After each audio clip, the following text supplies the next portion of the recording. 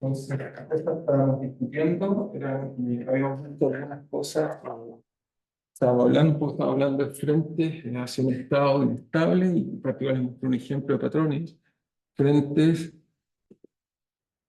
de un estado inestable a otro estable. Eso es lo último que estábamos discutiendo, digamos, y estamos acá, acá. Un pequeño ejemplo donde les muestro un poco lo que se trataba, o un ejemplo de esto, digamos. Entonces, solo falta un pequeño comentario y estamos listos y vamos a cambiar de tema, digamos.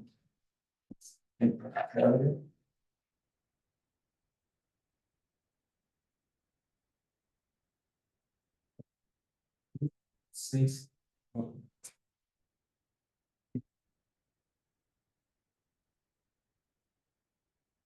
Seis. Ok, aquí era por acá, o sea, lo que les había mostrado en realidad, bueno, por su universidad. Entonces, el último estábamos discutiendo esta idea de que teníamos, digamos, en este caso de acá, teníamos, digamos, este ejemplo prototipo de ecuación de patrones, que es la ecuación de Swift-Hohenberg, que está ahí. Y esta ecuación, digamos, que la gracia de que son de derivadas cuartas de una cosa difícil, pero de que era, o traté de convencernos que era equivalente a una ecuación que tiene dos ecuaciones primeras de difusión. En realidad hay ecuaciones de difusión con una escala espacial, que en este caso esencialmente tiene que exhibir una biestabilidad, porque este modelo acá es que un sistema tenga tres soluciones, que puede ser biestable y una estabilidad espacial. Entonces lo que vimos es que bueno, este modelo tenía muchas soluciones interesantes, tenía stack, money, demostró el examen, un laberinto también, pero esta ecuación también es estructura localizada, como vemos acá. También tiene soluciones como estas, digamos, ahí son de tipo zigzag, que típicamente hablamos de conchas de algún tipo de cosas en el mar. Y también, bueno, vimos, bueno, existe otro ejemplo de laberintos, digamos, cómo aparecen en este tipo de sistemas. Entonces, tiene ecuación prototipo, y lo que les mostré es que si uno en este espacio parámetro, en el eje horizontal está el parámetro epsilon, el parámetro de frustración, que es proporcional a la variable u, y en el eje vertical está el parámetro eta, el cual controla la región de coexistencia del sistema. Entonces, es interesante que en esta región de acá, el espacio parámetro, voy a tener que calcular, saber cómo es esto. Tengo en esta región de acá que hay patrones, está homogéneo, y la región de coexistencia, que es acá. Entonces, de la explicación, si uno corta en su parte parámetros así, es así. Es decir, uno tiene acá solución homogénea, el eje vertical muestra la amplitud, aquí es solución homogénea. Y hay aquí en esta región de acá, de aquí a acá, entre UT y V, UV es simplemente el nacimiento de estabilidad, UT es la relación de Turing del estado cero. Uno tiene estabilidad entre el estado cero y el estado patrón, que es la zona que me va a interesar. Y en realidad uno puede mostrar que cada vez que los patrones no aparecen en familias, y la explicación, eso que les dije, tenía que ver con Fourier. En el espacio Fourier, entonces uno tiene un anillo no inestable, KX y KI, y lo que hace simplemente es que la discretitud del sistema va a discretizar esto, pero en principio ese sistema es suficientemente grande, hay muchos nodos que pueden aparecer. Entonces les dije que cerca, por ejemplo, el caso que fuera cero, uno veía que simplemente el equilibrio era tipo rollos, cuando había términos cuadráticos o que rompen la simetría U menos U, les dije que pueden haber soluciones como tomaban triedros. Esto debería ser centro integrado, en realidad centro integrado, más o menos así, centro integrado aquí. En ese caso uno puede encontrar hexágonos, pero hay una solución muy peculiar, que es la solución tipo anillo, que aquí la trato de reflejar en esa posición altada, y una solución que uno puede mostrar que está constituida casi por todos los nodos en fase. Uno puede mostrar que esa solución es muy entretenida, como están acá. Pero esta solución, si uno la analiza desde un punto de vista de la energía, como complemento de energía, por ejemplo, esta zona acá, uno puede mostrar que la solución más estable, por supuesto acá, es el estado homogéneo, así que si aquí hay estabilidad, uno tiene que estabilidad entre el estado homogéneo y el estado, en este caso, hexagonal, y hay soluciones entre medio. Y una solución entre medio es esta que está acá, que en este caso, bueno, ahí lo ilustro, que se pueden colocar en cero, pero esta solución es una solución silla. ¿Qué significa eso? Significa que el espacio funciones atrás en cierta dirección y repele en otra dirección. No es un repelor, sino una silla. ¿Okay? O un punto, digamos, esencialmente tipo silla, se muestra como potencial. Obviamente en el eje horizontal, una representación, estamos hablando de un sistema espacial, tenemos soluciones, digamos, con espacio. Y lo interesante es que, ya ven, entonces, si yo conecto esta solución con esta solución, veríamos que el estado tipo anillo va a venir acá. Y en esta región de acá, que es más fácil de encontrar, una vez que uno pasa un punto más que está en esta zona de acá, se invierten las energías, el estado más estable, el estado patrón, y no el estado homogéneo. Entonces, cuando eso ocurre, y aquí está una ilustración, uno puede conectar en esa zona de espacio parámetro, uno puede conectar la solución, digamos, en este caso, anillo con la solución homogénea. La solución homogénea es estable, no somos esta situación, pero uno parte de cero, le coloca ruido, que es estable. Pero lo interesante es que la solución anillo, que es estable, invade el sistema. Porque entonces tenemos un frente que es fácil de observar en este tipo de sistemas experimentales, pero son soluciones inestables, por lo tanto, el ruido va a ser que vaya el mismo global que son los hexágonos, o en este caso las condiciones de borde, ¿no? La condición de borde que hace que como que el sistema resuelve en particular esta simulación con un código semi-espacial. Entonces, en el momento del borde, aquí ya lo empieza a ver, si se fija en la diagonal, aparece esencialmente los bordes, se empieza a ver sobre los bordes, y eso claramente lo lleva rápidamente al mínimo, o el sistema trata de explorar el mínimo, o uno dice, pero ¿por qué no queda completamente el hexágono en este caso? Y la razón es que también hay barreras de inflación de las soluciones periódicas, y eso hace que no avance hacia acá, pero esencialmente viene adelante el frente al centro del 2, el estado estable, el estado cero, el estado homogéneo azul, y el estado hexagonal, y se está desarrollando en este caso, ese va a ser el estado que va a invadir todo el sistema. Se lo espera, finalmente va a invadir todo el sistema, y el sistema va a quedar así. ¿Ok? Entonces, le dije que uno puede hacer un experimento muy simple para ilustrar esto, el experimento acá, que es tomar esto va a ser también un cristal líquido, pero en este caso lo que hacemos es que le colocamos moléculas fotosensibles. Esta molécula fotosensible hace que el material tenga dos tipos de moléculas, moléculas no fotosensibles, moléculas fotosensibles. Eso hace que el sistema entonces tenga más de una concentración o más de un tipo de variable. En realidad va a tener dos importantes parámetros de orden y la concentración de las moléculas en el espacio, eso se llama CIS, y lo que hace es que ese tipo de sistemas, como tienen distintas escalas, porque tienen distintas escalas, uno podría explicar que uno espera que hay patrones. La razón es que el parámetro orden está en escala de cientos de miles de moléculas, y en cambio la difusión de estas moléculas CIS está a escala molecular, por lo tanto esperaría que sea un proceso muy distinto. Hay una representación de cómo son las moléculas. En este caso tenemos esta molécula que se llama roscometilo insertada en una mezcla de cristal líquido, que en este caso es SE. Y entonces cuando uno aplica luz, particularmente estas moléculas se giran, y este giro hace que el sistema se autoorganice localmente y genere una automatización macroscópica, que en este caso acá, bueno, lo ilustro acá, aquí hay una secuencia temporal de la película que está acá. Lo que uno ve cuando uno aplica luz a esta celda, entonces empiezan a aparecer anillos para emerger, están tratando de emerger, son anillos que se propagan desde el centro hacia afuera, pero estas soluciones son inestables. Porque además el sistema no es homogéneo, y la luz gaussiana también facilita la formación de anillos, pero uno empieza a darse cuenta que ese tipo de ondulaciones que se dan ahí muestra que son soluciones completamente estables. Una vez que se establezca bien el tipo patrón, tipo diana que se ve, tipo, digamos, anillos concéntricos, uno puede darse cuenta que va a ser inestable, digamos.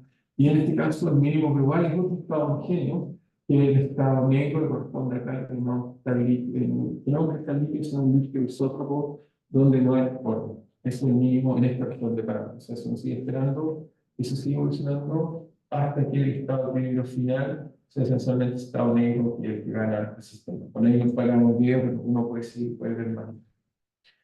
Entonces uno muestra que efectivamente ya esta evolución, hasta un poco simplemente cómo ocurre este proceso de que se va propagando anillos hacia afuera y es inestable. Ahora, les dije que uno matematicamente puede mostrar que la observación de anillos en general ocurre, se puede observar, pero lejos de la inestabilidad. Uno puede mostrar que tiene que ser mucho más allá de la inestabilidad, se estabiliza esta solución. Aquí hay un ejemplo en el cual uno toma un semiconductor y en este caso se le aplica luz, también se organiza. En este caso uno dice, pero ¿cuál es? Porque hay anillo. Pues porque el anillo uno tiene en realidad el campo eléctrico o el envolvente del campo eléctrico que se acopla a la densidad de carga de los semiconductores. En el caso del 2 hay de ganancia y hay también lo que se llama absorbente saturable y tienen constantes distintas y eso hace que emerjan este tipo de patrones. Aquí hay otro ejemplo que me gusta más, simplemente la frente de la pigmentación. Uno piensa que en este caso en peces, y tiene que ver, digamos, con el proceso de crecimiento. Cuando va creciendo este pez, hay reacciones químicas que ocurren en la piel, como por ejemplo las traspecas, se han imaginar, y produce este tipo de patrones tipo anillo, o deja la traza. En este caso, como un anillo, en este caso, debido simplemente a una geometría del ojo, ¿no? Eso induce o ayuda a que en condiciones de ese tipo después se estabilicen. Aquí hago lo mismo, si resuelvo la misma cosa que soy Hohenberg, estamos hablando, pero resuelvo a partir de estado homogéneo que está en blanco y la colocamos en un anillo y por lo tanto uno puede ver cómo se va propagando el anillo, en este caso hacia adentro, y vemos como obviamente el argumento es inestable, pero alcanzamos a ver los primeros anillos separados en estado homogéneo. En esta acá, el mismo vemos cómo se propaga, pero otra vez no perturba la misma porción, simplemente lo perturba en el centro y no ve exactamente el mismo tipo de propagación que vimos antes. En este caso, el más ruido, el ruido es difícil controlar estas simulaciones, la razón de eso es que son con mallas adaptativas. Eso quiere decir que el sistema va adaptando la malla y eso genera un ruido intrínseco en el sistema. Es como equivalente a tener un ruido cuando coloca la malla y el sistema interpolar, es como colocar un poco de ruido que es más difícil de controlar en este tipo de situaciones. Aquí hay otro ejemplo, digamos, en este caso también si vemos el mismo tipo de cosas.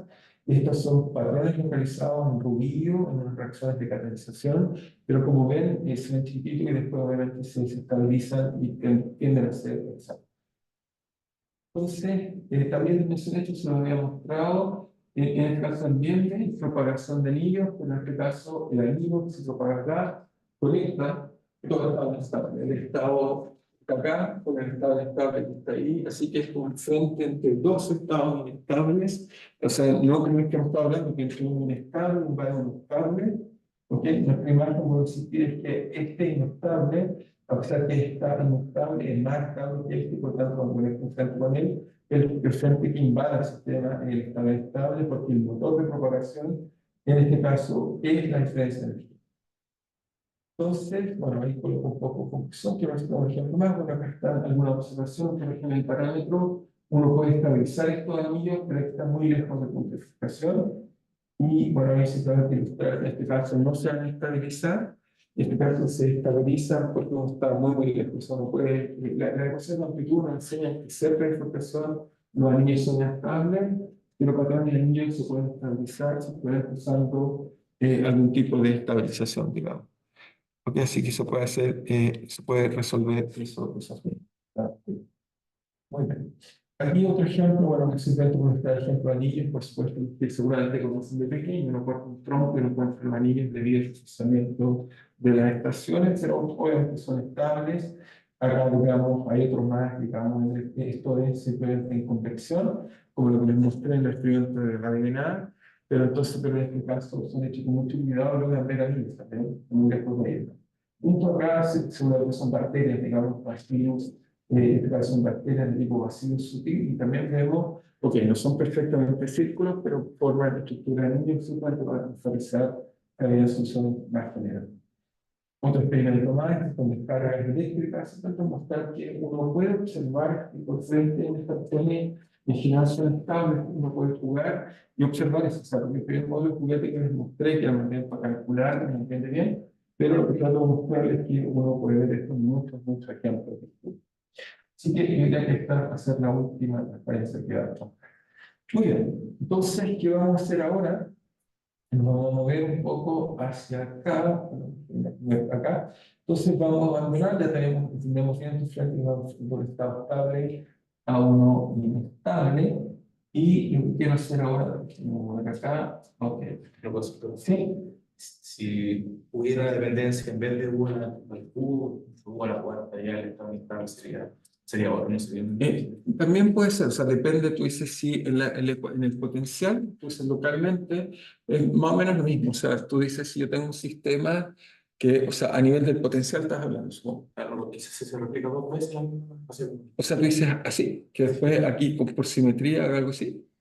Claro. Ya, pero ahí en ese caso sería estable, no sería inestable. No.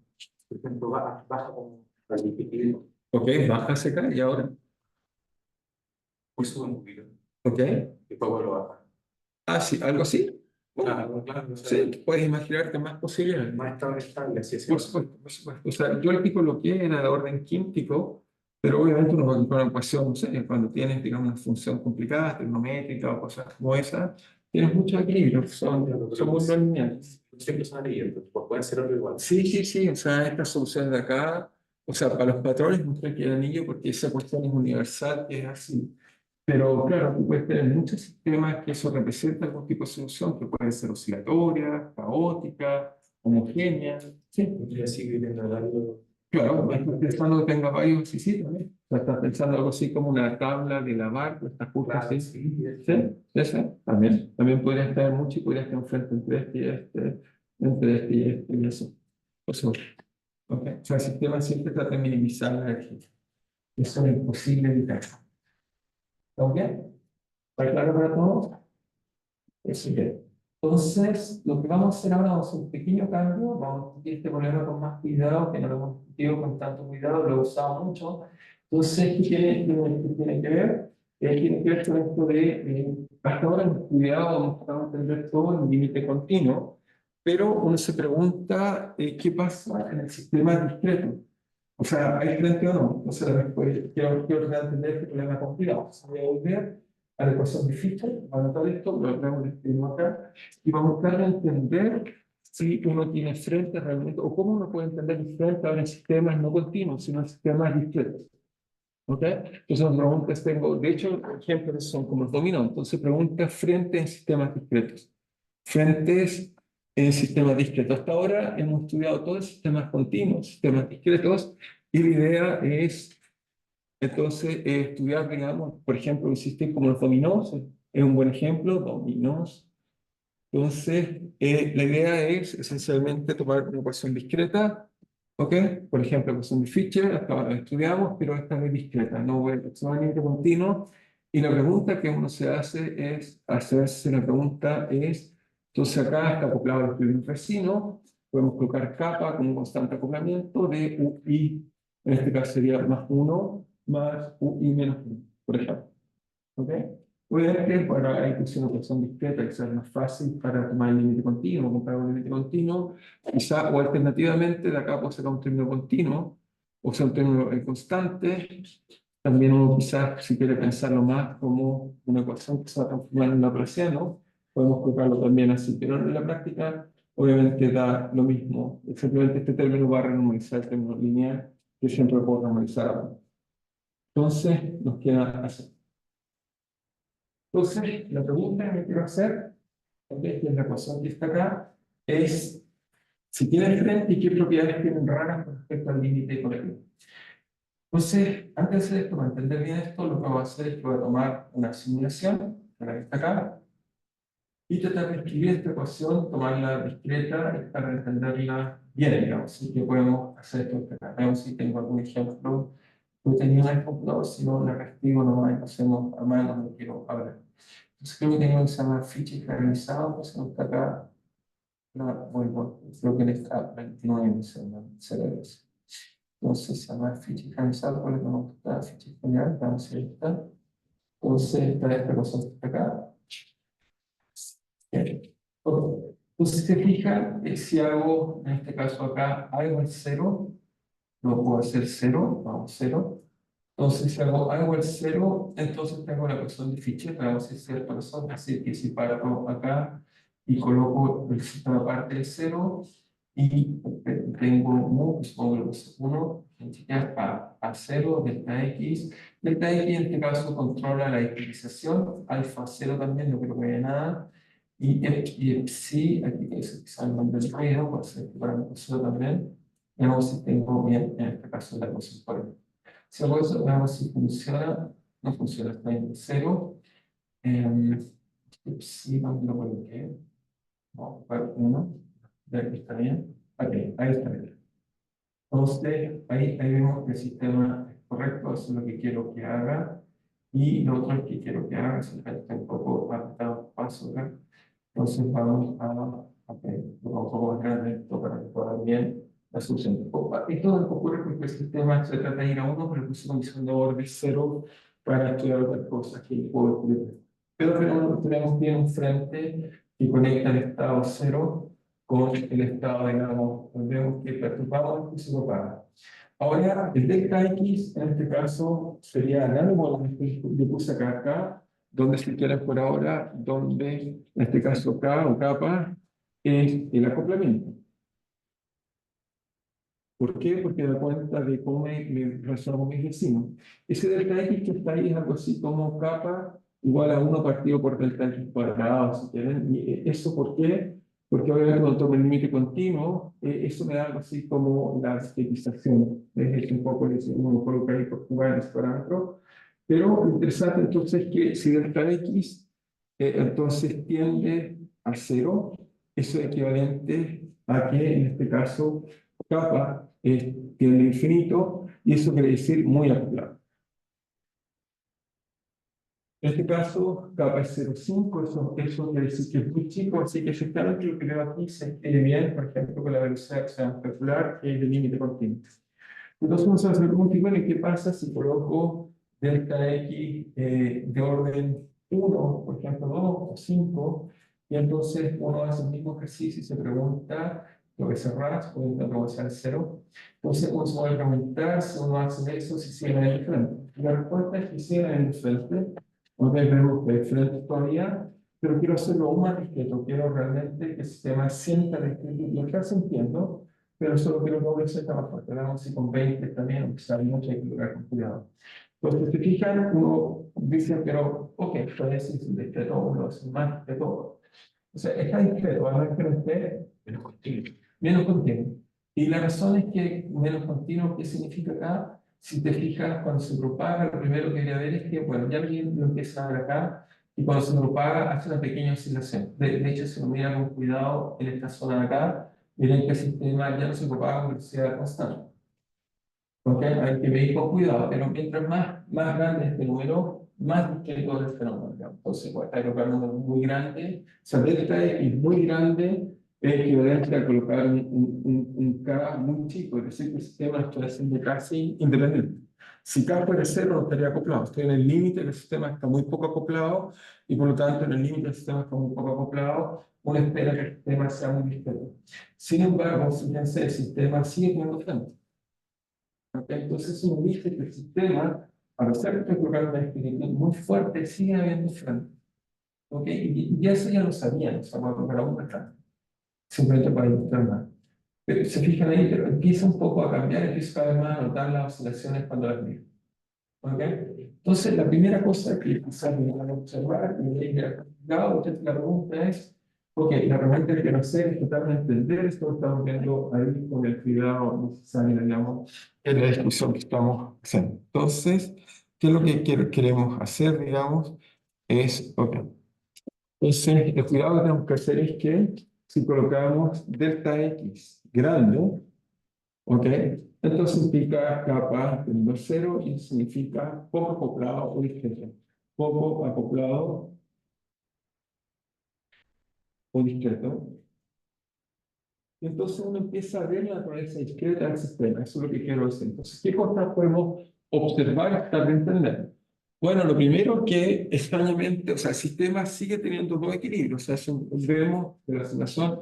Entonces, los equilibrios obviamente no se modifican. Si esto lo cambio o no, esta parte de acá, o si quieren verlo en este caso acá, lo cambio o no, como esta parte se cancela cuando es homogéneo, entonces el sistema sigue manteniendo los mismos equilibrios. Eso no cambia. Entonces, los equilibrios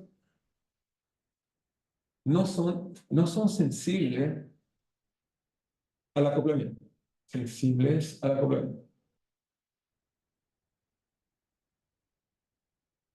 ¿Eso qué quiere decir? Que si quieren, a mí me gusta ilustrarlo así, porque tengo, voy a colocar con rojo, entonces el sistema tiene el equilibrio que está acá, lo voy a dibujar, por ejemplo, así.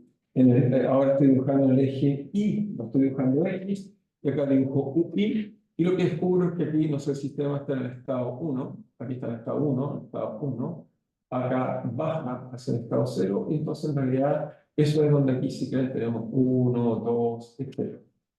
Y acá tenemos -1, etc. Está discreto. Y primero que vemos, obviamente, es una representación más correcta. En el computador, necesariamente, no me muestra los puntos, me muestra continuos. Los une con recta, y eso hace a uno perder de vista que en realidad estoy viendo algo discreto. Ok, si vuelvo en realidad veo la dinámica de puntos. que suben y bajan. Eso es lo que está pasando. Ahora, lo primero que debemos aplicar es que los equilibrios no cambian, es decir, que este equilibrio 1 que está ahí y el equilibrio 0 se mantienen como equilibrio. Primera cosa. Lo segundo que vemos interesante es que hay diferencias. ¿Ok? La razón que vemos que eso ya lo sabíamos, pero deberíamos enfatizar hay diferencias.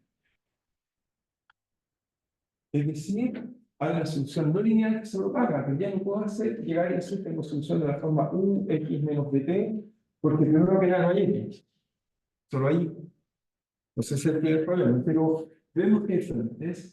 Y vuelve a existir el ejemplo más simple que conocemos de siempre, simplemente que ahora lo vamos a tomar más cuidado, es simplemente que cuando colocábamos dominó, nos dejábamos caer, este es un sistema discreto, no un sistema continuo. Y cuando están así, se empiezan, digamos, a caer el dominó, etcétera. Entonces vemos este frente y vemos simplemente cómo este se va propagando, digamos, en este caso, así. ¿Okay? Entonces, vemos que no se definía, no nos cabe duda, pero la pregunta es, ¿se puede caracterizar qué propiedades tiene? Es eso lo que quiero hacer ahora. ¿Okay? Entonces, hemos estado estudiando bien los sistemas continuos, tenemos buenas fórmulas para entenderlos y caracterizarlos, sin embargo, lo que no tenemos es, de alguna forma, es entender cómo se propaga o cómo se describe. Entonces voy a empezar a hacer una observación y tratar de hacer algunos cálculos y comparar con las cosas que podemos hacer. ¿Qué otra observación uno podría hacer interesante? Que hay frentes, eso está bien, no hay ninguna cosa, pero si miran con cuidado, en realidad esta observación es más difícil de ver, la velocidad no es constante. ¿Esto qué quiere decir? Si miraban con cuidado cuando se propagaba el frente, entonces si estaba acá, pero en realidad ahora son puntitos que se propagan. Entonces, bueno, uno lo que ve, voy a tratar de explicar lo que ve, uno define un nivel de color acá, y lo que verían cuando uno ve la función espacio-tiempo, lo que verían en realidad ven una cosa que se mueve así. Si miraban con cuidado, en realidad el sistema iba avanzando así. ¿Ok? Y peor aún, o sea, ya les voy a mostrar dos cosas, se lo muestro quizá acá, pero si uno calcula y ahora la pregunta, ¿qué defino? Primero que nada, como algo discreto, ahí la pregunta es, ¿qué defino para graficar? ¿Qué defino para caracterizar? Porque ahora es un conjunto de puntos que lo interpolo con una función y entonces se pregunta antes, uno definía la velocidad del frente como en realidad cualquier punto del frente, porque se movía con un sólido rígido. ¿Ok? Pero aquí vamos a descubrir que eso deja de ser cierto.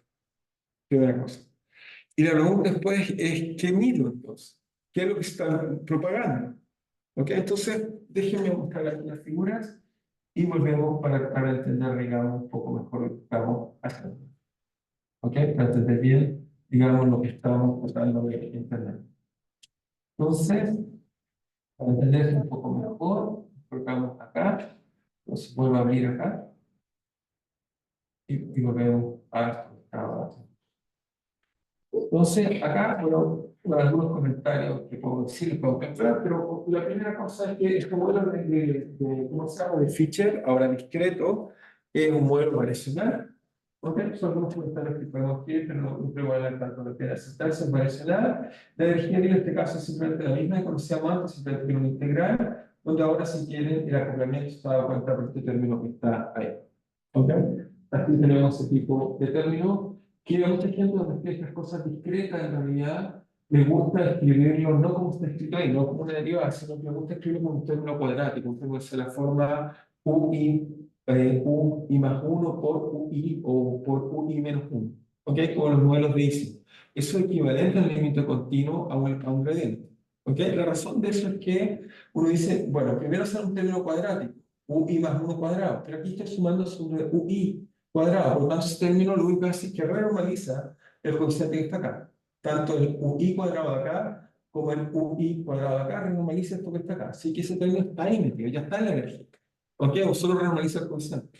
Y el término que me queda interesante, esta parte de acá, es algo así como dos veces, pero está dividido por 2, cancela el 2, UI más 1 menos UI. Y eso nos recuerda un término típico, por ejemplo, cuando estudiábamos redes, tipo Ising, recuerden que eso es la forma S sub I por S sub I más 1. ¿Ok? o si tiene acoplamiento magnético o antimagnético, de acuerdo a cómo sea el signo. Pero trata de decir que los sistemas discretos, como este estudiamos, un gradiente en realidad es equivalente a un término cuadrado cruzado entre dos celdas distintas. ¿Ok? Que simplemente para que uno vea más obvio que es un gradiente, aquí lo escribí en forma de diferencia. ¿Ok?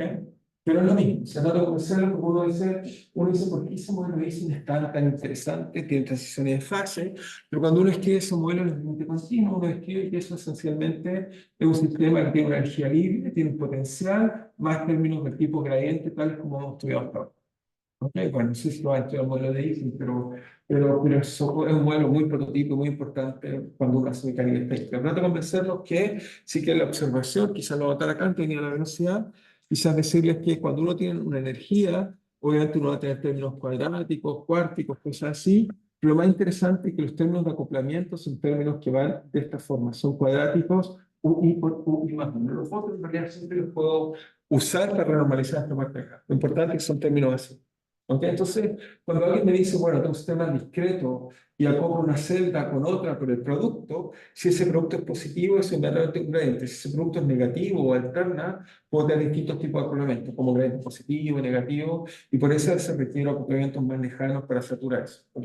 Pero trato de hacer la analogía, seguramente porque algunas veces lo estudian así y no hicieron un análogo a un sistema continuo. ¿Ok? Pero trato de simplificarlo en eso, pero en este caso nos queda este término, igual me gusta escribirlo así para ser más análogo al continuo, pero uno podría escribirlo discreto. Y obviamente este sistema uno varía en las ecuaciones de movimiento.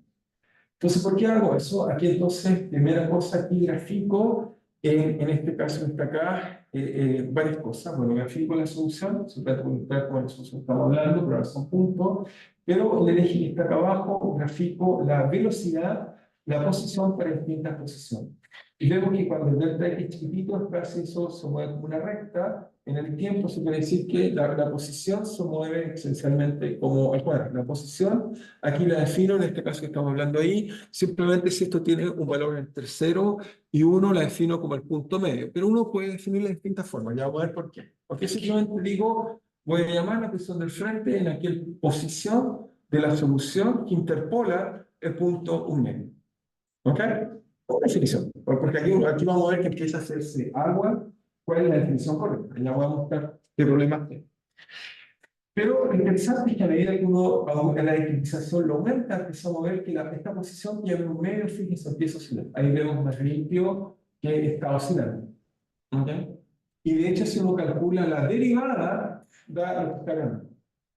Ahí vemos sin discusión que uno esperaría que en el límite continuo la derivada obviamente vale en este caso 2, porque es 2 por raíz de f' elevado en 0, en este caso vale 1, de 2, que en la curva de abajo. Lo siguiente que me muestra es que cuando discretizo, primero que nada, la velocidad es más grande de la velocidad mínima, primera cosa, y lo segundo es que oscila.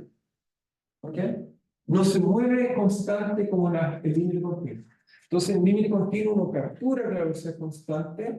En el límite, cuando el sistema es discreto, la velocidad oscila. Va avanzando en realidad, la velocidad va haciendo un movimiento oscilatorio. ¿Ok? Pero la situación es peor aún. ¿Qué quiere decir que es peor aún? Es que si uno toma distintos cortes, bueno, esto que está acá, lo que uno hace es que asocia cortes distintos. Entonces, en este caso está acá, uno puede hacer la posición un medio negro, está de acá, negro, está oscilando un poco, apenas oscila, pero si uno dice, ya, pero yo me equivoqué, en realidad, ¿por qué no definimos la posición por ejemplo, el frente igual a 0.7? Me da la gana. ¿Ok? O alguien dice, no, es que a mí me gusta el 0.1. Me da la gana. ¿Ok? Uno hace eso y peor, en vez de moverse como un sólido rígido, lo que uno descubre que el sistema se mueve como lo que están viendo ahí. ¿Qué significa eso? En realidad, el sistema, si lo colocamos en perfil, se está moviendo una cosa como una gelatina. Se mueve no como una, se está moviendo como un sólido rígido, se mueve así. Entonces, las partes de adelante requieren oscilaciones, la frecuencia es la misma, pero no coinciden. Es fácil o no. Sí, sí, están en fase, se están moviendo, digamos, o sea, si quieres, esto es para avanzar, pero se mueve, porque voy a exagerar un poco más, se mueve así. ¿Ok? Y ese movimiento es el que ilustra eso. Entonces, claro, eso es difícil o difícil. Obviamente, si uno calcula la velocidad, todos tienen la misma velocidad, pero la amplitud es distinta, eso es lo que lo va a cambiar. Todos oscilan con la misma frecuencia, pero la amplitud de la oscilación es distinta. La velocidad es la misma, ¿ok? El promedio de la velocidad es la misma, pero la amplitud es distinta, ¿ok? ¿Y cómo sé que la amplitud es distinta? Aquí yo ilustro. En este caso acá hay tres puntos distintos, o sea, ven, la velocidad tres puntos distintos, y uno, fíjense, la del medio, la que está en rojo, sería la posición que va a analizar usualmente, se usa la definición de equilibrio, no sé, 0.8, veríamos la curva arriba, y la de abajo veríamos la sur, y para responder tu pregunta, te fijas, cuando esta está en el mínimo, esta está en otra posición y acá está en el máximo, y la otra también, pero tiene estas curvas son distintas, y si uno grafica la amplitud, uno descubre que en el corazón, o cerca del corazón, la amplitud es distinta, el sol hacia afuera, más o menos tendrá hacia la lado. ¿Ok? Entonces, lo primero que vemos es que, ok, sí, el efecto se propaga, no hay discusión. Pero la pregunta es, ¿los distintos puntos D se propagan con la misma velocidad? Sí, pero todos oscilan, y oscilan con amplitudes diferentes, pero con igual frecuencia. ¿Ok? ¿Estamos bien? Entonces ahí uno dice, bueno, entonces, ¿qué vamos a llamar la posición de un frente? Es una buena pregunta. Simplemente hay que definirlo. O uno define la que le dé la gana, la que pueda leer. ¿Ok? Por trato de convencerlo que la definición es, antes en el continuo, la solución se mueve como un sólido rígido. ¿Por qué se mueve como un sólido rígido? Porque esa es la solución de D'Alembert. Me dice que yo tengo un perfil y se mueve como x menos dt. Toda la solución se mueve sin deformación. ¿Ok? Sin embargo, en este caso, la solución se mueve deformándose. ¿Ok? Y por lo tanto, si tomo un punto u otro punto, la velocidad en promedio es la misma, sin embargo, la amplitud es distinta. ¿Ok? ¿Está claro? Eso es lo que uno observa numéricamente. Así que eso hace discutir muchas preguntas que uno se puede hacer y la pregunta es, bueno, ¿qué defino, digamos? Entonces, les puedo dar algunas definiciones que algunas personas no van a usar, pero es un problema, digamos, que ya es un problema. Entonces, en el caso discreto, y como uno más simula, entonces uno tiene que decir exactamente con cuidado qué fue lo que mira. Por supuesto, en el límite continuo no es grave, porque en el límite continuo estas oscilaciones desaparecen y son muy... ¿Ok? O sea, fíjense que acá está en 0.1, pero aún aquí hay una pequeña oscilación. Debería tomar 0.001 y ya quizás no lo voy a ver para nada. ¿Ok? Pero tiene una pequeña oscilación. Entonces, vamos a observaciones, digamos, que son relevantes de esta cosa, que son un poco inesperadas. Entonces, nos encontramos algunas observaciones más. Bueno, lo primero, entonces, lo que decía es que si tomamos el punto medio, uno observa que si notamos la posición, entonces, por ejemplo, en este caso, distintos puntos, aquí veríamos que oscila. Lo extraño es que si tomamos otro punto, por ejemplo, tomamos la posición, ahora definimos, no sé, cuando es 0.8 o 7, vemos que, o sea, tiene otra oscilación, que no es exactamente la misma que la otra, tiene la misma frecuencia, pero amplitud es distinta, y si la tomo, por ejemplo, en otro punto del espacio, llamo otro color, ¿no? A ver, por ejemplo, en verde, entonces tomamos verde, ¿ok? Entonces podemos ver que entonces tiene otra, digamos, otra oscilación, ¿no? Entonces por acá, vería, o sea, tienen todas la misma frecuencia, pero distinta amplitud. Entonces, eso es lo que uno ve. Entonces aquí es como si yo estuviera viendo, defino la posición, por ejemplo, en 0,1, como ahí lo ilustré. Entonces, lo primero que uno observa es que numéricamente, si quieren verlo así, numéricamente se observa que en promedio los puntos se mueven como un sólido rígido.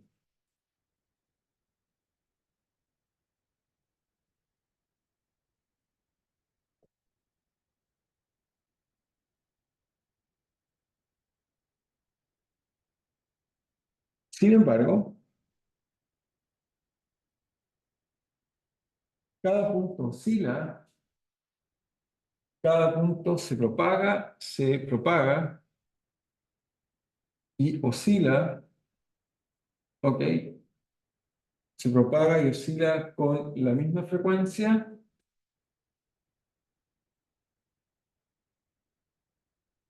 pero diferente amplitud.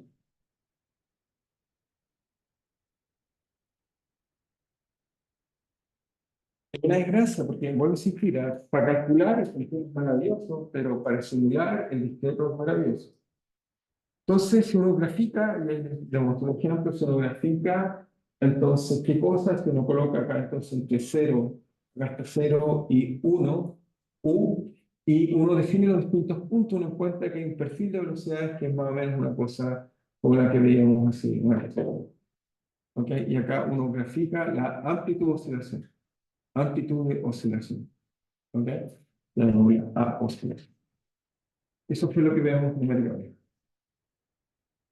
Entonces, claro, se vuelve un problema, o sea, más o menos, en el sentido que todos los puntos se calcula la velocidad de cualquier punto, todos se propagan en promedio con la misma velocidad, pero tienen amplitudes distintas. Eso ya genera un problema complejo. ¿Ok? Entonces, esta parte es inesperada, pero así. Entonces, claro, este problema dice ya, pero ¿cómo caracterizo la velocidad que se propaga en promedio? Ese punto lo que voy a ver. Eso es lo que uno ve al ojo cuando uno ve con tanto detalle. Entonces uno quisiera preguntarse si uno puede calcular eso. El problema es que, segundo problema, es que cuando calculamos el significado de P, no sé si se acuerdan, pero nuestra estrategia era muy simple. Entonces, para el cálculo de velocidad promedio, cálculo de velocidad, ¿qué era lo que hacíamos antes? Y tratamos de ver cómo se puede resolver. Teníamos en realidad dos métodos. Cuando estaba hablando de la ecuación de Fischer, ¿ah? De la ecuación de Fischer con valor de los discos, ¿no?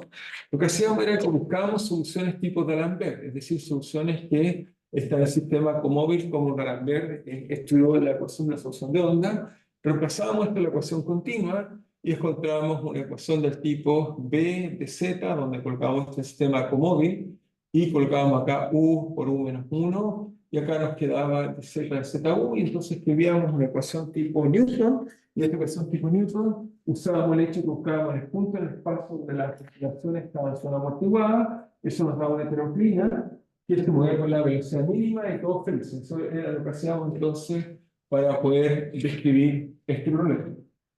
¿Ok? Entonces hacíamos toda esa analogía, y después para encontrar la solución lo que hacíamos es que buscábamos soluciones que entonces partían de acá, y llegaban, digamos, acá sin oscilación, y eso nos daba las funciones frente, y eso, este término acá era inercia, este es un potencial, esto lo tomábamos en cuenta como un damping, y encontrábamos el damping crítico que no tenía oscilación. Súper bien, eso es lo que hacíamos. Una forma. La segunda forma, vamos a ver, porque ahora vamos a tener problema cuál podemos usar, está basada en un método que, ¿se acuerdan de una vez? Tiene que ver con escarpado, y esencialmente uno tomaba la solución frente y hacía un análisis lineal, y uno presupone que el sistema, toda la velocidad está determinada por la parte lineal, y buscábamos soluciones de la forma U igual a simplemente, como esto de caída, un 0 por exponencial de menos K, en este caso del escarpado, o la longitud característica, o la inversa longitud característica de caída.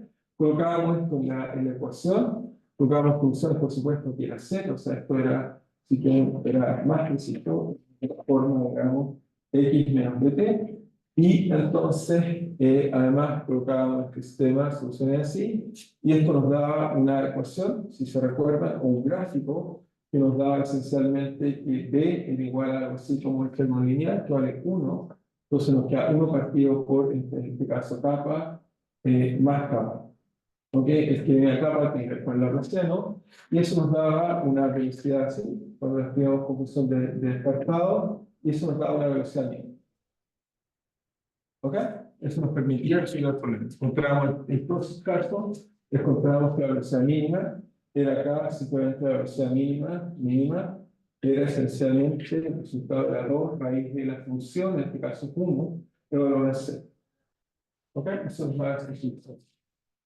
Entonces, ahora en el caso discreto, ¿cuál es el problema? El primer problema es que esto de acá se va a tener ecuaciones tipo Newton.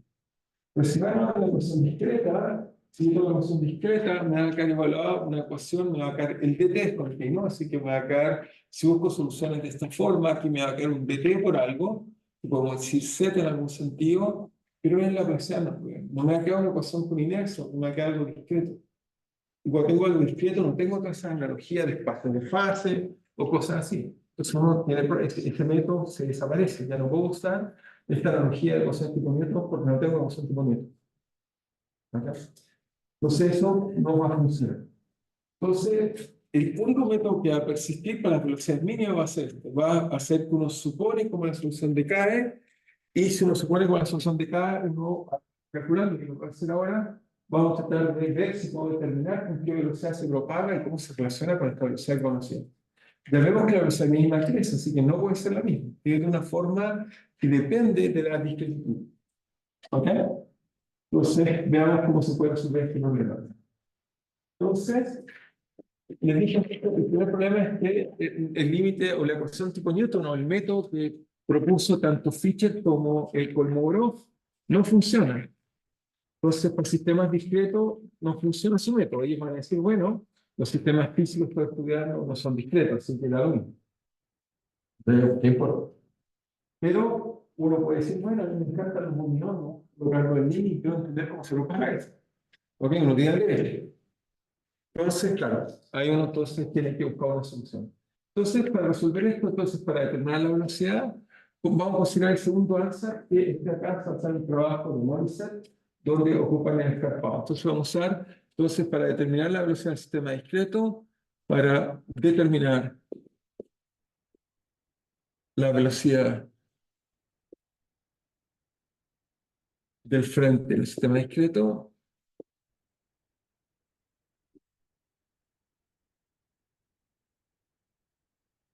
usamos, ok, la segunda estrategia, la estrategia del escarpado. ¿Por qué? Porque en la estrategia del escarpado, esencialmente, logramos controlar la ecuación para capa, y esta ecuación de capa, en realidad, les voy a decir de dónde viene. Viene de algo que ya conocen cuando estudiaron por primera vez seguramente ecuaciones de onda, las calcularon a partir del discreto. Cuando estudiaron osciladores acoplados, por ejemplo, no partieron del continuo, supongo que partieron del discreto, o en la forma tradicional. Hay gente que parte del continuo y todo el mundo continuo, está bien, a mí me gusta esa descripción, pero me parece que es más pedagógico cuando le coloca, dicen, bueno, una cuerda, la modelamos como particulita masa m, le colocamos resortito, y ahí sacamos una ecuación de onda. Y lo que uno descubre de ahí es que al límite continuo uno encuentra que la frecuencia al cuadrado es proporcional al cuadrado. ¿Ok? Relación de dispersión. Pero si el sistema es discreto, uno igual puede encontrar una relación de dispersión. Uno encuentra en ese caso que algo así como a cuadrado, o algo así como diferencia exponencial. ¿Ok? Y uno se da cuenta que el límite continuo solo atrapa un pedacito, en realidad sale un seno. Uno atrapa el pedacito lineal en torno acá igual cero. ¿Ok? Pero es una cosa discreta. Entonces, efectivamente, los sistemas discretos, soluciones de la forma exponencial discretizada, funcionan para encontrar el sistema. ¿Ok? Entonces uno dice, ahí debería funcionar, y este método acá busca un poco eso, busca soluciones discretizadas o exponenciales pequeñas para encontrar esta relación. Así que uno, esa va a ser la motivación profunda. Entonces, ¿cómo hacer esto? Entonces, la estrategia de escarpado, ¿cómo usarlo? Bueno, lo primero es que uno debería decir, ok, la solución de escarpado es que en un instante fijo, la solución, ok, escribo los puntos que es el sistema, supongamos que es así, instantáneamente. Uno diría, bueno, tengo un I cualquiera del sistema, y me coloco en la región, por supuesto, está por acá abajo, como la velocidad la determina el criterio lineal, no hay ninguna razón para sospechar que van a ser ahora frentes de tipo pusher de la nada. Entonces uno espera que la discriminación cerca del continuo, pero discreto, debieran seguir siendo Puller, y si, o sea, si son Puller, entonces la teoría lineal debería ser buena para describir el problema. Esencialmente ese argumento, y uno después ve que generalmente es correcto incluso lejos. Pero ¿cómo hacer esto? Entonces uno va a hacer el siguiente ansatz para entender este problema acá. Lo que uno va a decir es que UI lo va a escribir como que. Entonces primero uno dice, bueno, tiene que haber alguna constante, llamémosla A0, que es la cuenta de, si quieren, esta altura como está decayendo. Esta va a estar multiplicada por exponencial de, voy a volver a colocar un escarpado, ok, antes tendría Z, pero ahora Z es algo así como X, pero X, si quieren, es algo así como delta X por Y. Delta X es un parámetro, ¿eh? De todas maneras puedo renunciar ese parámetro, menos B. ¿Ok? Eso daría cuenta de algo que sería la forma exponencial de menos. Esto sería análogo en este caso acá, donde esto de acá, si quieren, es Z. El delta X no lo necesito, ¿ah? O sea, igual puedo renormalizar ese parámetro, pero me queda algo así. ¿Ok? ¿Y, ¿Y qué más? Bueno, vemos numéricamente que, ok, en la parte lineal casi no oscila, la amplitud es muy chiquitita, pero oscila. Entonces, ¿cómo incorporo eso y cómo saco bien el cálculo? Bueno, uno diría, mira, como oscila levemente, uno diría colocar 1, significa que no oscila, y acá coloco una función de periodo omega, ¿ok? Que va a ser función de delta t, de delta x. Entonces, ¿dónde se quieren verlo así? Sí, me faltó colocar periódica, así que me falta colocar t. Una función periódica t que está parametrizada por un parámetro delta x. Entonces, sí, me faltó un paréntesis acá.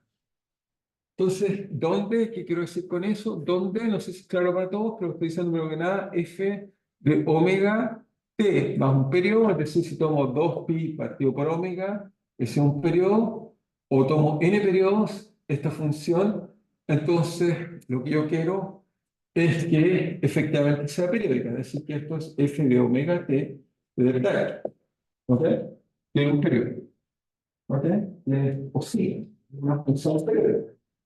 ¿Ok? Y les dije, lo extraño es que lo que sí es positivo es que todas oscilan sincronizadamente, o sea, están todas oscilando. ¿Ok? Lo que cambia es la amplitud, es decir, que si cambia la amplitud, entonces tiene que ser función de i, porque el punto i cambia, cada uno cambia. ¿Ok? Entonces, si quieren, donde esto da cuenta de la oscilación de los oscilación. Ahora, lo único malo es que no la conocemos. Es desconocido. No sabemos, o sea, sabemos que cuando delta X tiende, o sea, lo que sí sabemos es que, o sea, este WI de T, de W es desconocido por ahora, desconocido, y sabemos que, lo único que sabemos de él es que cuando delta X tiende al continuo, es decir, esto se hace cero, entonces esto también se hace cero, desaparece el límite continuo. Eso es todo consistente con la imagen que les traté de colocar, que oscilaba una y oscilaba la otra. ¿Ok? ¿Estamos de acuerdo? ¿Es consistente? Pues por esa observación que dije, lo único que no es consistente, o no es que no sea consistente, es que no la conozco. La puedo caracterizar numéricamente. Si quieren ver cómo es la amplitud, la frecuencia también la puedo caracterizar numéricamente. ¿Ok? ¿Estamos bien? Entonces vamos a este tipo de danza que vamos a ver que independiente del eje voy a poder calcular una velocidad. Eso va a ser interesante. ¿Ok? Eso es lo interesante. Porque necesito calcular la velocidad que se propaga. Eso es lo que quiero encontrar es esto. Y acá coloco un alza que sea consistente con la observación. Eso es lo que pasa. ¿Ok? Eso es lo que quiero encontrar.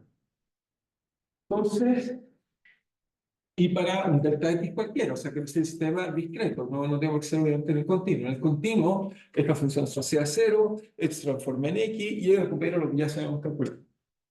Pero ahora quiero hacer una discreto.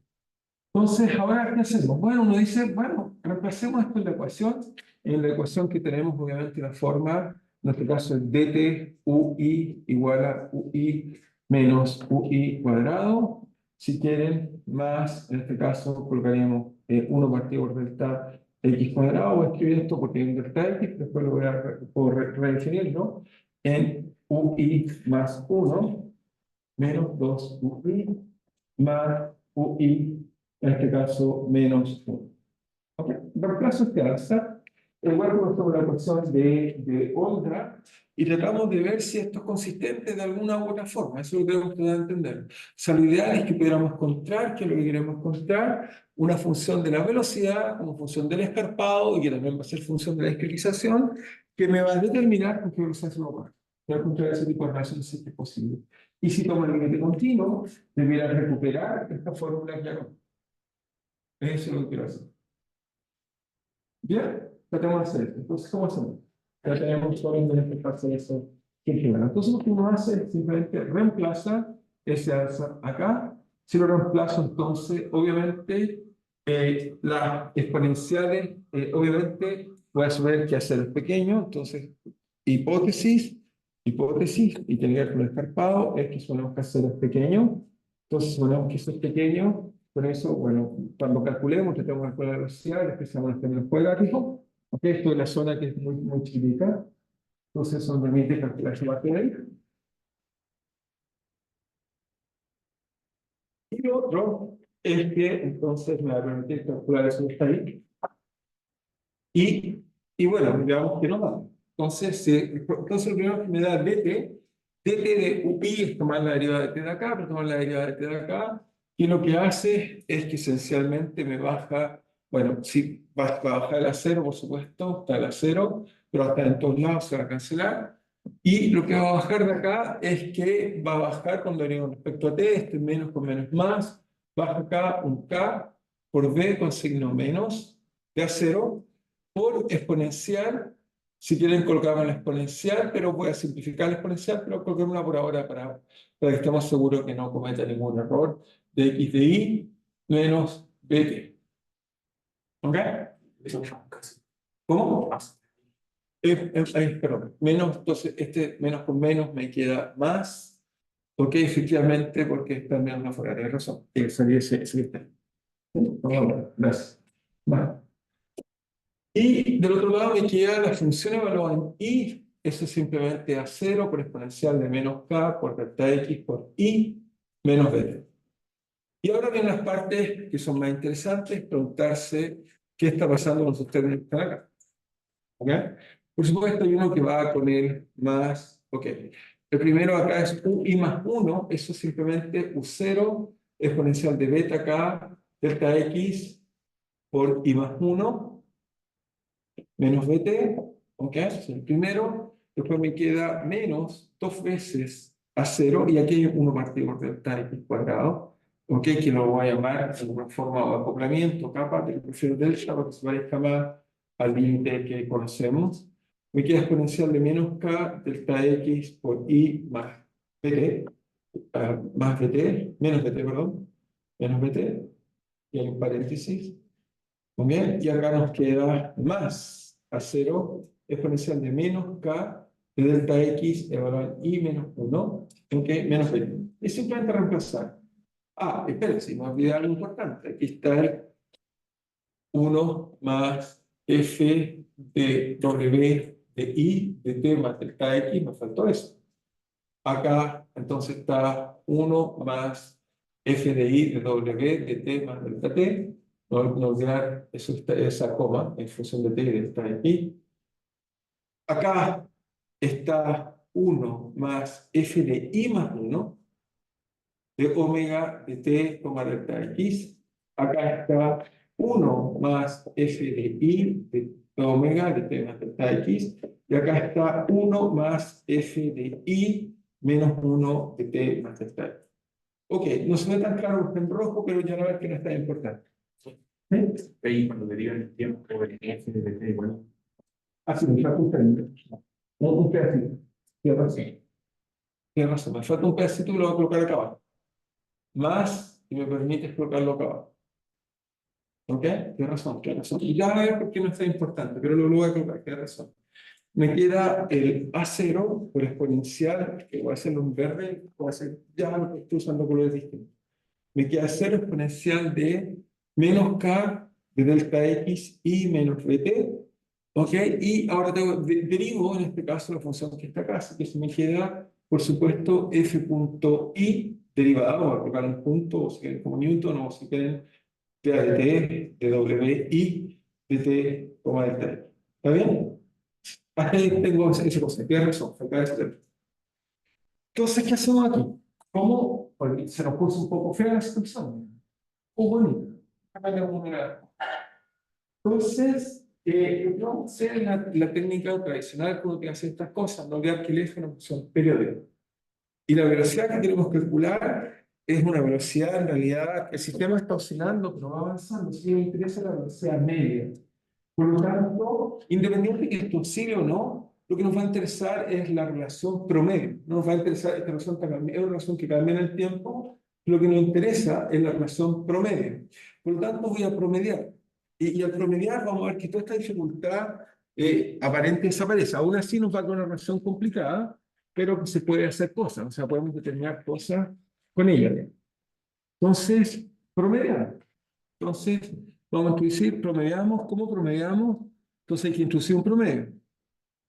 Entonces, el promedio que vamos a introducir es, anotamos un símbolo así, simplemente cualquier cosa de cualquier función, la defino simplemente, tomo un promedio de dónde a dónde. Como esta función de promedio omega, o sea, tiene periodo 2pi partido por omega, integramos de t a t más 2pi partido por omega n. Promediamos n promedio, no hay ninguna razón por la cual hay que promediar un promedio. Pero promediar dos promedios, tres promedios, cuatro promedios, le damos el resultado igual. Debe ser independiente de la decisión de cuál es el promedio. Y entonces, y acá encontramos I partido por 2pi n, y acá colocamos h y tomamos de A de t. ¿Ok? ¿Estamos de acuerdo? Entonces, hacemos esto de sanguchar, de encerrar, hacer paréntesis, esto es 3. Cuando hacemos eso, eso es equivalente, lo voy a hacer acá, el resultado es equivalente acá a colocar promedio así. A todo esto, promedio así, promedio así, promedio así, promedio hasta acá. Acá y acá. Promedio así. Ahora, si esto es una función periódica en un promedio tiene varias z. ¿Ok? Si es de periodo justo al menos, en este caso, pi partido por omega. ¿Sí? Y si es constante, salgo afuera.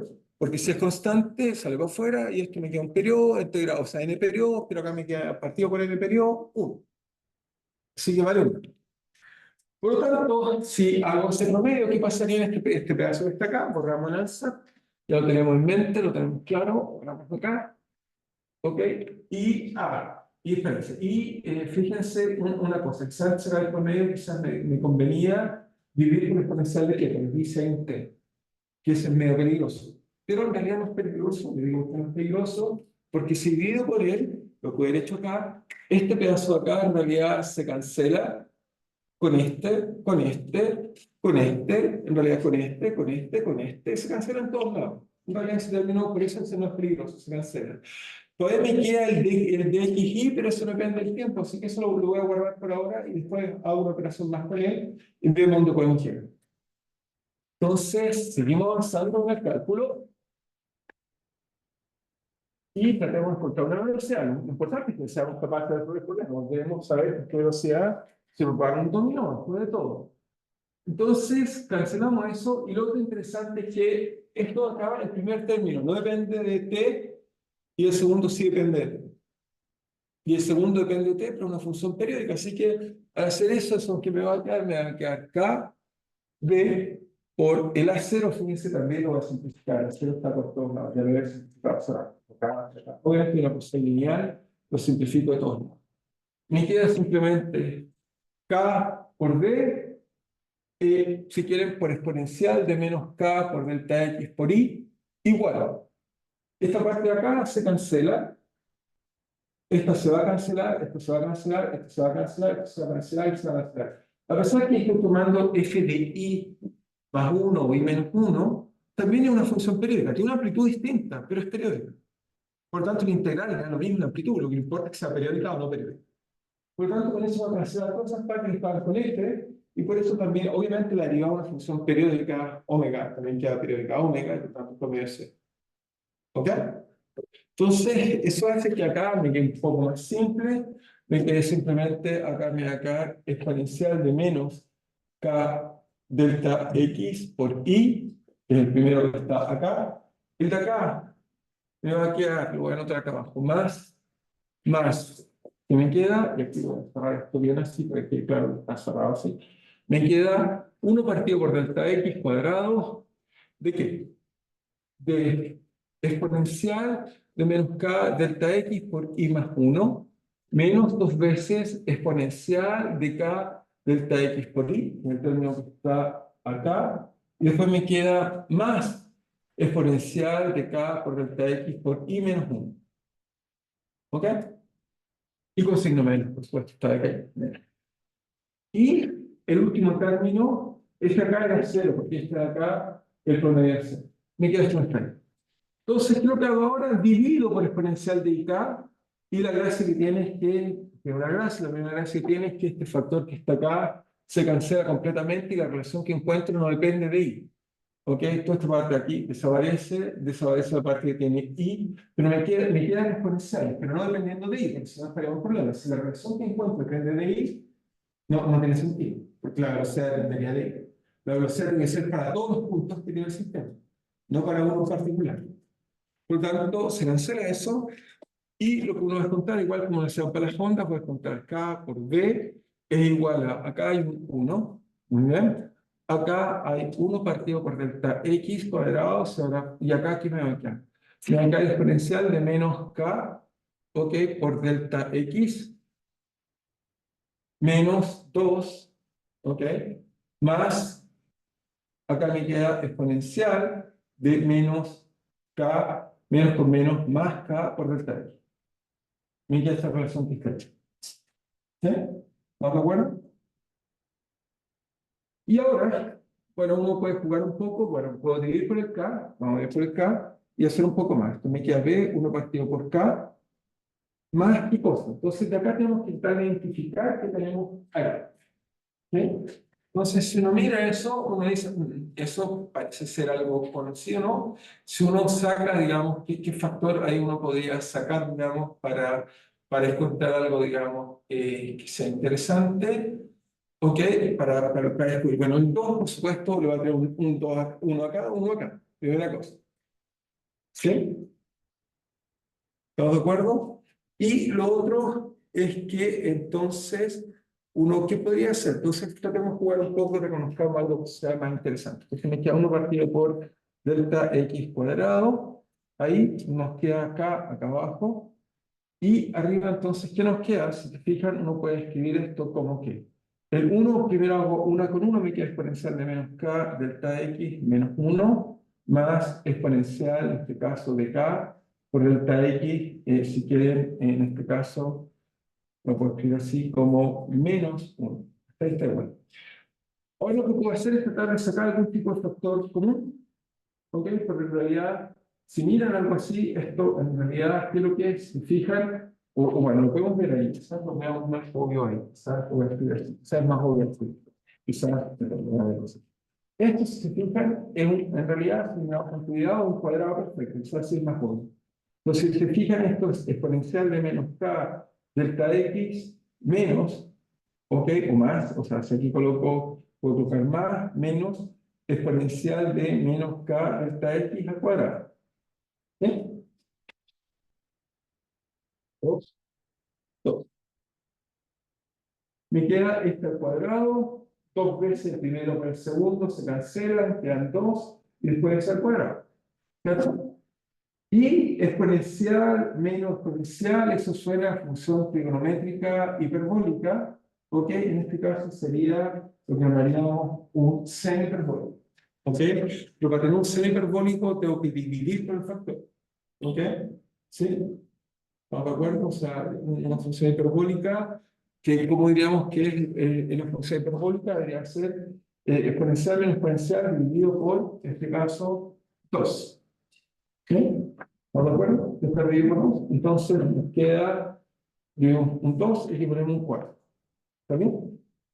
Ya reconocemos la función hiperbólica. Entonces, ¿qué nos queda? Nos queda que esto nos va a quedar 1 partido por k de más 4 delta x cuadrado de k, ¿de qué? De, en este caso, seno hiperbólico, ¿ok? ¿De qué cosa? De seno hiperbólico, el argumento, el argumento sería de k por delta x medios al cuadrado. ¿Ok? Nos queda algo así. ¿Sí? Ahora, seno hiperbólico, primero veamos si estamos bien. ¿Ok? Veamos si estamos bien. ¿Cómo sabemos si estamos bien?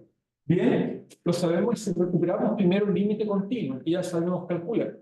¿Ok? Encontramos esta relación. Esto me dice, lo quería encontrar, pero todavía no hemos resuelto todo el problema, pero me da una relación entre B, si quieren verlo acá, lo voy a escribir acá con más cuidado, me da una relación entre B y K y delta X. Delta X es la distribución, K es el escarpado. Entonces, lo que sabíamos antes es que para escarpados muy chicos la velocidad era grande, para escarpados muy grandes la velocidad era grande, y había un escarpado mínimo que nos decía que era la velocidad mínima. Eso fue como le enseñé a ver la velocidad mínima cuando usábamos este.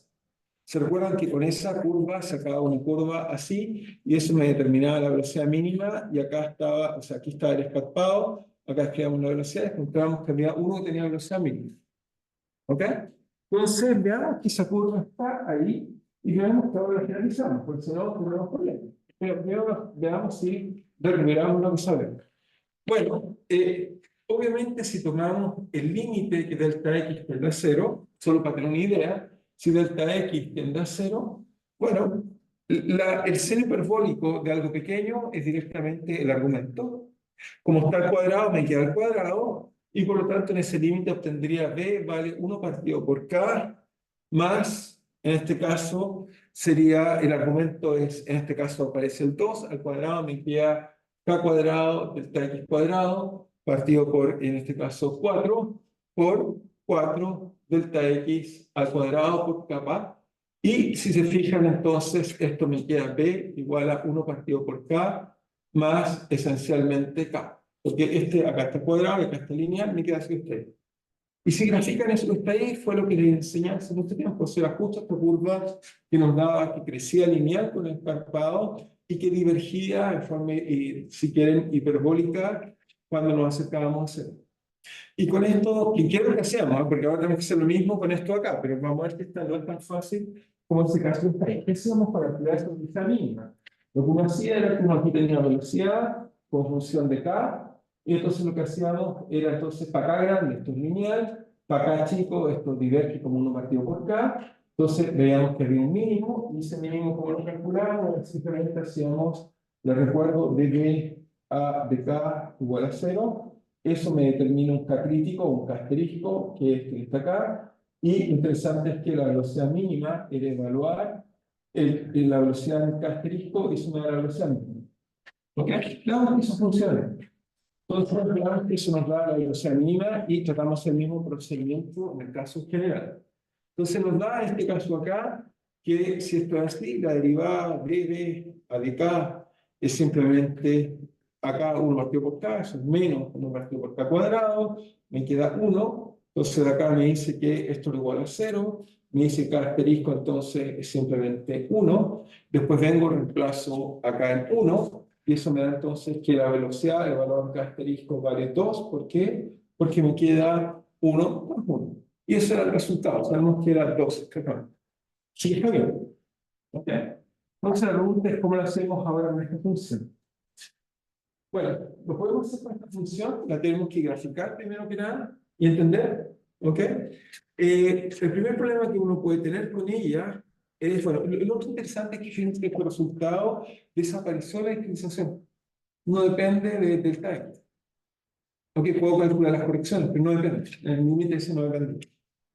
Entonces, lo que uno podría hacer es, bueno, grafiquemos esto y después veamos cuántos mínimos tiene, le tomamos la derivada respecto al escarpado y después encontramos el K crítico, evalúo la velocidad y tengo la velocidad. Todo bien, pero hay un puro pero. ¿Cuál es el pero?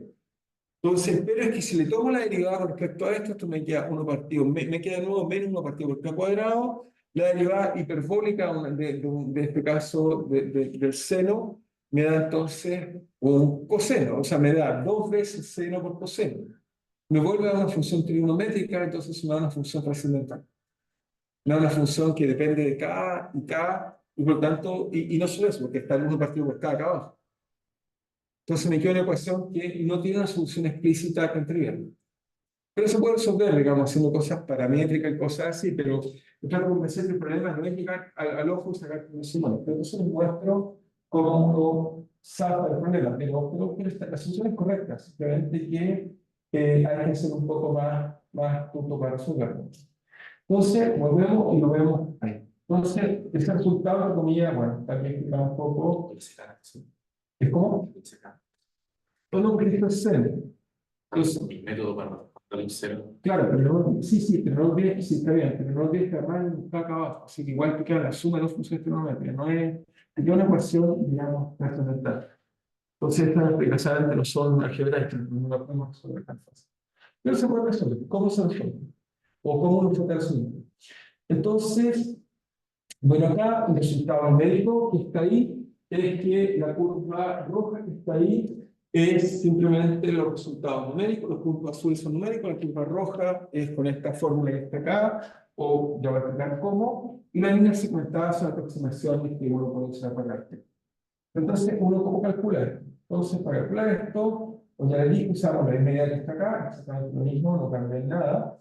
Y lo que uno hace en realidad es después de calcular, uno encuentra, sacamos el promedio, uno encuentra esta relación que está ahí, que es la misma de encontrar nosotros, que es seno de esto al cuadrado partido por beta. Beta está definido de una forma distinta, ese beta que está ahí tiene que ver con K por delta X dividido por 2, un parámetro auxiliar, en vez de usar K por uso beta, es redefinido, ¿no? De todas maneras, acá en nuestro answer también estaba K por delta X, así que quizás es más natural usar beta que kappa. Kappa por delta X uno llama beta esencialmente. ¿Okay? Pero uno puede esta relación que está acá, redefiniendo las cosas propiamente. Y uno dice, ¿dónde sale ese K ahí? Es que acá está dividido, pero si destino kappa, aquí no se multiplica por un K al cuadrado, me queda un K arriba, y eso lo voy a llamar beta, se uso el 2, y eso beta. Entonces, si quieren, el que ahí está, llame beta, es como llamo esto beta, entonces si llamo esto beta, esto de acá multiplicado por K cuadrado, y entonces coloco un K arriba, entonces también se llama beta. Pero metí acá partido por beta, que es la relación que está ahí. ¿Ok? No cambia nada, simplemente reescribirlo de forma un poco más grande. El problema está que si uno trata de derivar esto, bueno, aquí está un poco la deriva, entonces es una relación que no se puede invertir. Aquí está escrito en delta X como función, digamos, del K crítico. El K crítico, uno coloca el delta X, K crítico, uno cuando el código de es 0, uno encuentra esta condición. O sea, si derivo esto, o sea, derivo db a de kappa o db a de beta, igual a 0, voy a encontrar una relación entre delta X y K. O beta, si quieren verlo ahí, y esa relación me da esta relación que está acá, esta relación que está ahí, que de nuevo no es invertible, o sea, que es una ecuación que no se puede invertir, pero, para eso volví a mostrar, primero que nada, ahí está el gráfico de esta función usando el seno hiperbólico.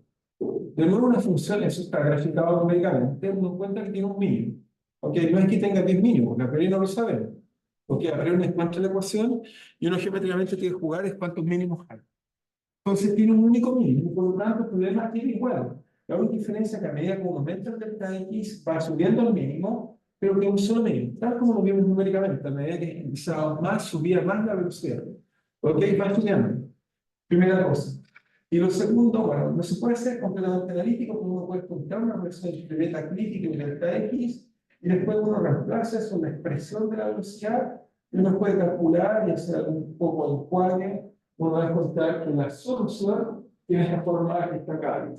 Aquí uno logra, digamos, encontrar la velocidad, uno reemplaza el K crítico en delta X, pero uno dice que cuál es el K crítico en delta X, es el que satisface esta ecuación de acá. En realidad, esa expresión es tramposa, es una definición, digamos, paramétrica, depende del beta, depende de la otra, pero así uno puede encontrar una velocidad.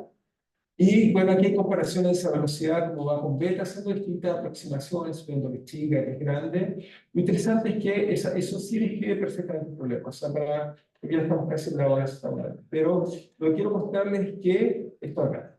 La velocidad, la curva roja, exactamente resolviendo la curva exacta. Ok, la otra, suponiendo que es pequeñito, algunas cosas para poder calcular algo, no se puede calcular, eso puede entender que es pequeño y tomar correcciones. Pero lo interesante es que, de todas maneras, la fórmula de comparar las simulaciones da perfecto, simplemente que es intratable, en el sentido de que uno no tiene una expresión analítica, tiene una expresión que hay que invertir para calcular, y la otra uno asume que es chiquitita y nos saca la curva segmental que está ahí, que funciona bien incluso para delta X del orden 6. Esa no es tan mala, haciendo aproximaciones simples que están discutidas ahí. Pero lo interesante es que el sistema se propaga, una velocidad muy bien definida, un conjunto de puntos discretos, se propaga oscilando, la velocidad crece con la discretitud, o que a medida que uno avanza, y también la amplitud oscilacional. Entonces, de alguna manera, se puede encontrar una fórmula de este método, por lo tanto, el método tipo de procesamiento no funciona. Sacar un sistema discreto, metemos una ecuación tipo Newton para la velocidad, pero con este método descartado uno puede determinar velocidades circulares. Uno puede, conociendo cómo decae la solución, su velocidad lineal, uno puede calcular analíticamente la solución. ¿Ok? No sé si hay preguntas de todas maneras, creo que voy a tratar de hacer que intenten calcular estas cosas numéricamente, ¿ok? Para explicar que pueden determinar velocidad. ¿Por qué? Porque si toman cualquier sistema discreto, por ejemplo, magnético u otro, no hay vuelta de sacarla, hay que encontrar relaciones como esta y ya no son invertibles, ¿no? ¿Ok? Pero una vez que uno cuenta, uno va a encontrar un par de fórmulas implícitas que dan la velocidad, por lo tanto uno puede predecir. ¿Ok? Bien, no sé si me pregunta si lo quedamos ahí, ¿estamos bien? Muy bien. Entonces, seguimos discutiendo el próximo martes que tenemos clase. O sea que la derivada debe de dar una fecha que pasa por cero. La derivada o sea, de la velocidad de acá, Sí. no, pues eso te dice, o sea, tú buscas los extremos de la velocidad, o sea, lo que estás calculando ahí, lo que estás tratando de calcular ahí es que graficas la velocidad como función de k, o en el caso de beta, y te pregunta si tiene extremos. Entonces, la derivada que se combinaría en cada punto del espacio impone que cero, y con cero encuentra la velocidad mínima. Recuerda que lo que aprendimos en el primer caso es que lo que determina la velocidad es la velocidad mínima. ¿Ok? O sea, estamos suponiendo que los frentes discretos son de tipo puro. ¿Ok? Y después uno los chequea, y efectivamente en este caso, cuando uno chequea, son de tipo Pullet. No hay ningún problema. O sea, cuando uno compara la velocidad con esta predicción, perfecta, lo predice súper bien. Ahora son no lineales, ahora el problema es peor, porque tienes que encontrar una ecuación no lineal que dé cuenta si está ahí. Si hay un problema aún más difícil. ¿Entiendes? Son los problemas complejos de los sistemas discretos, como ustedes son fáciles, son bastante más duros. Okay. Lo mismo que las ecuaciones que tienen onda, lineales, la ecuación de relación de presión es compleja. ¿Ok? Es bastante interesante, sí, o sea, no puede ver por límite de ese partido. ¿Sí? De hecho, como dinámica. Por eso nos gusta hacer muchos continuos, se puede calcular más. O sea, que es difícil a veces, porque se puede calcular más. Como son discretas, es difícil hacer todo. Pero se puede calcular, tampoco uno tiene que ser tan flexible. ¿Ok? Se puede calcular.